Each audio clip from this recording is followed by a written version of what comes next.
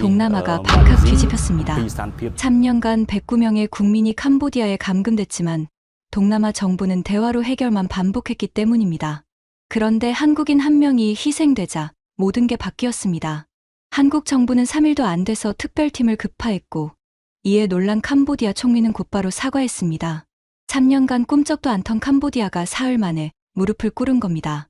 태국의 15년차 기자는 이런 경우는 처음 봤다고 혀를 내둘렀습니다. 도대체 무슨 일이 있었던 걸까요? 3년의 절망을 72시간 만에 뒤집은 대한민국의 놀라운 작전. 지금 시작합니다. 잠깐만요. 시작하기 전 어디서 시청 중인지 댓글로 공유해주세요. 330건. 올해만 한국인 330명이 캄보디아에서 납치 신고를 했습니다. 작년의 15배예요. 우리 태국인은요? 109명이 3년째 감금 중입니다. 그런데 그날 모든 게 바뀌었습니다. 한국 특별팀이 도착한 그 72시간 동안 말이죠.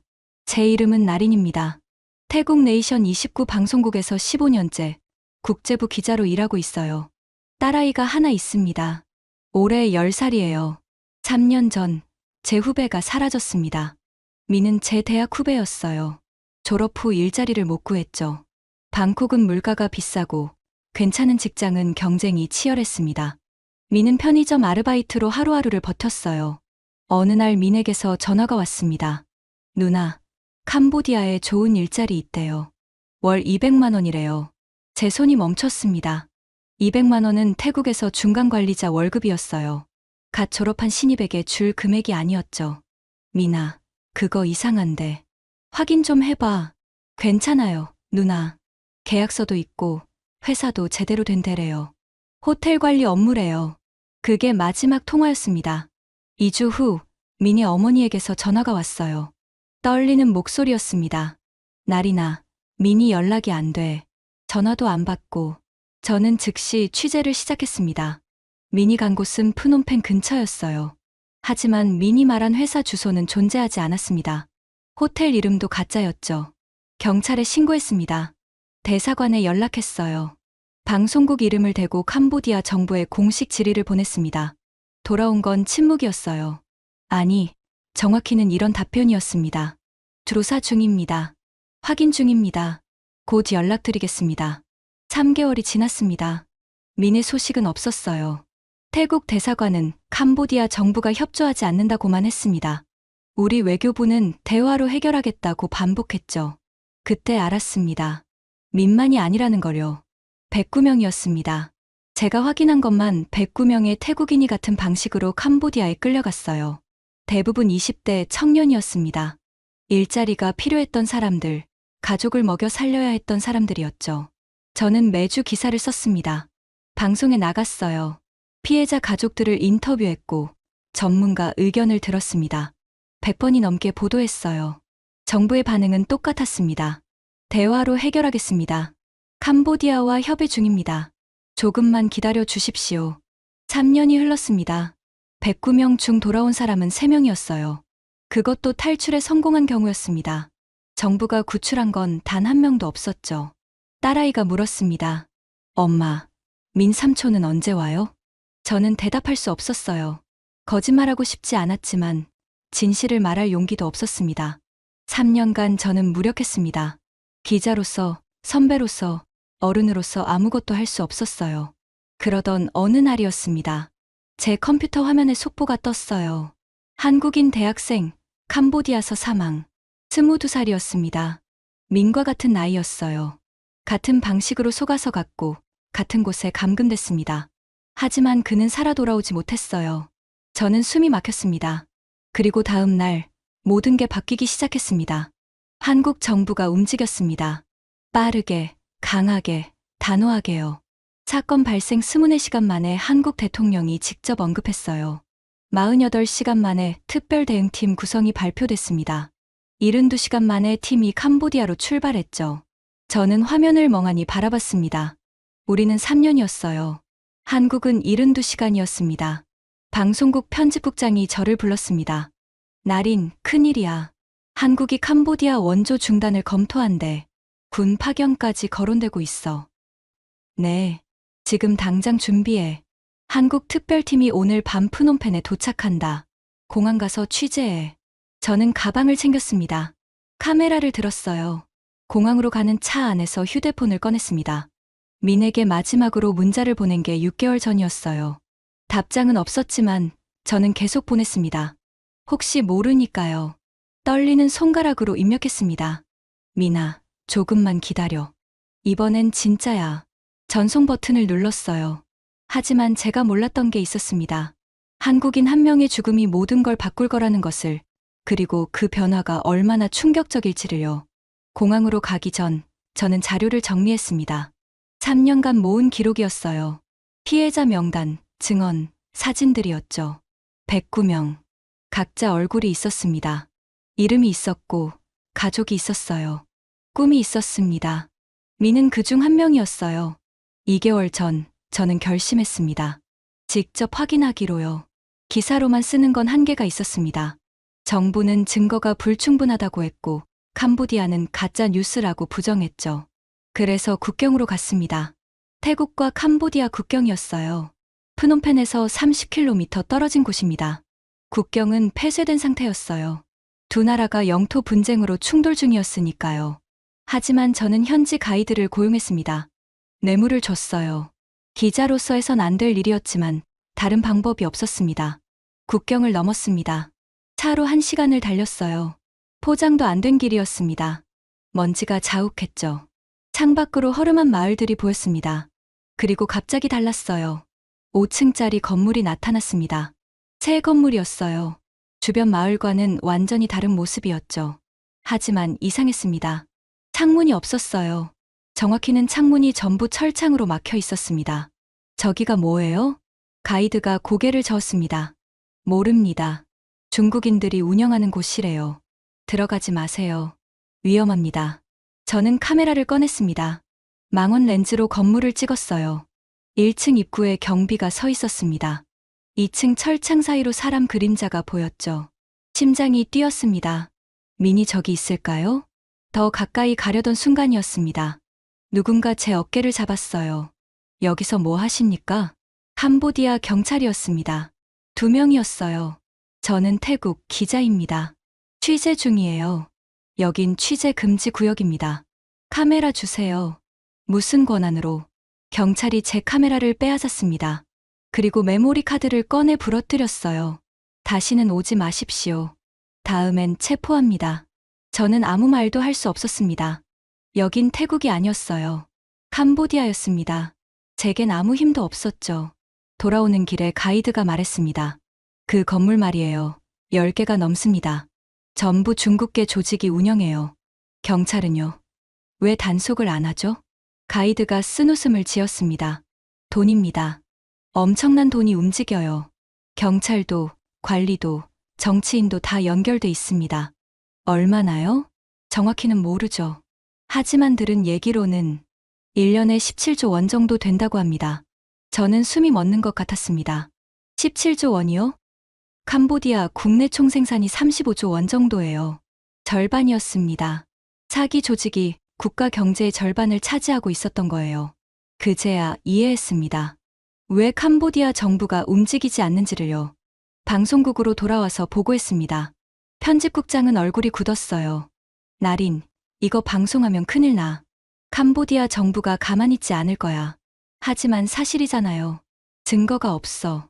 카메라도 부서졌고 내가 본 건 건물 하나뿐이야. 이걸로 17조 원 조직이라고 보도할 순 없어. 저는 할 말이 없었습니다. 기자로서 가장 중요한 건 증거였으니까요. 결국 방송은 나가지 못했습니다. 그날 밤 집에 돌아왔어요. 딸아이가 자고 있었습니다. 평화로운 얼굴이었죠. 저는 소파에 앉아 울었습니다. 민이 생각났어요. 109명이 생각났습니다. 그들은 지금 어디서 무엇을 하고 있을까요? 밥은 먹고 있을까요? 아프지는 않을까요? 저는 무력했습니다. 국경도 넘을 수 없고 증거도 확보할 수 없고 방송도 할 수 없었어요.